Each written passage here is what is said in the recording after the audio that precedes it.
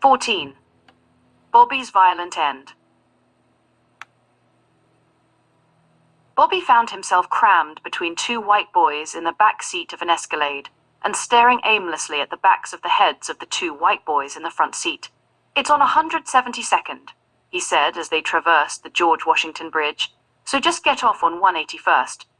The white boy behind the wheel nodded slightly.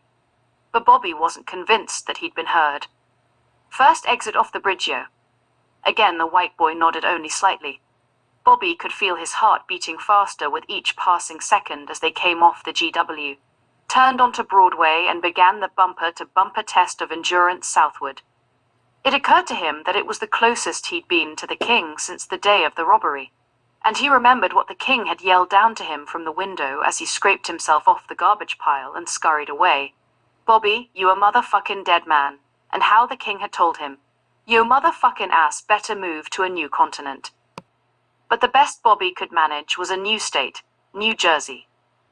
It hadn't even been 24 hours, and here he was back across the river. The thought of it caused him to shift and squirm, and one of the white boys beside him noticed, so he stared straight ahead, trying to mask any sense of apprehension that might be visible. This it, Bobby said as they rolled halfway up 172nd Street. The driver stopped in front of a row of brownstones. Bobby just sat there amongst them and waited. "Just get us one bag to start." "Ah, man," Bobby answered. "Them motherfuckers ain't selling no one bag." The white boys looked at each other, suspicion clearly visible on all of their faces. They said, "Don't we get to taste the shit?" And, "Yo, Barry, no offense, bro, but we only met you a couple hours ago. And yeah, Barry, you don't think we're just gonna give you our hard-earned money when we only met you a couple hours ago, do you?" Bobby's heart raced with fear, but he squashed that too. "All right, 3 bags, cool?" So the white boys scraped together 30, and Bobby was out of the car, up the stairs, through the door of the nearest brownstone and out of sight. They sat waiting for him, all of them silently wondering if he was coming back at all. They said, "Think he'll come back? And that nigger better come back, and that nigger's dead if he tries to burn me." Bobby did come back, and the shit was good. The sizzle of baking rock filled them all with anticipation, and the fumes that followed subdued them, subjugated them, cancelled their furloughs, reclaimed them all as its slaves. Everybody got a taste, and then it was gone. Like that, gone. And they were all 5 desperate for more. "Look, man," Bobby told them, "the dude running low. He say he down to his last 20 bags." And again the suspicion. But the die had been cast. The beast let out of its cage. The driver said, "Go get him," pulling a cache of bills from behind the sun visor and peeling off 2 crisp green $100 bills. Bobby jumped back out onto the street, up the stairs, through the door and out of sight. This time it was taking forever, and the white boys knew something was up, especially the driver who had forked over $200 of his hard-earned cash. They said, "Fucking nigger cocksucker," and "Dead fucking nigger cocksucker," and "They're all the fucking same." Just then Bobby came back down the stairs. He walked up to the window but didn't want to get back in the car. Instead, he motioned for them to lower the window, and when they did, he extended a brown paper bag to the driver and said, 19 yo and I kept one for me." "Where you going?" asked the driver.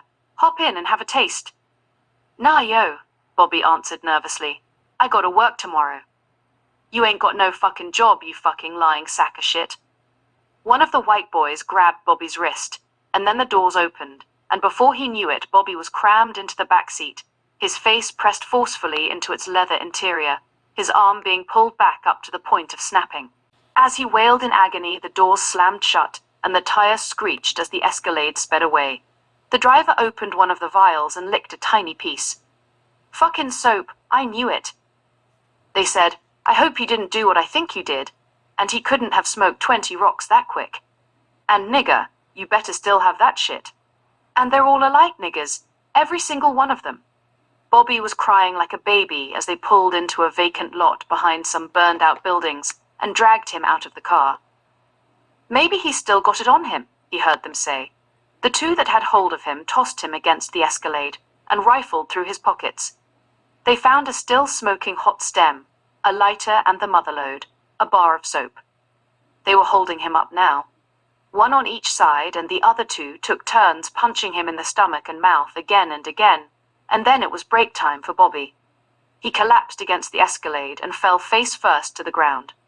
One of them noticed an envelope in his back pocket and pulled it out. It had the New York Bombers logo on it.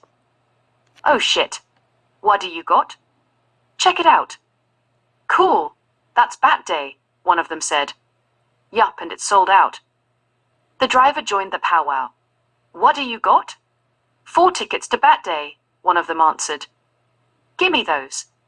"Fuck you." "What do you mean, fuck you?" "I paid $200 for those tickets."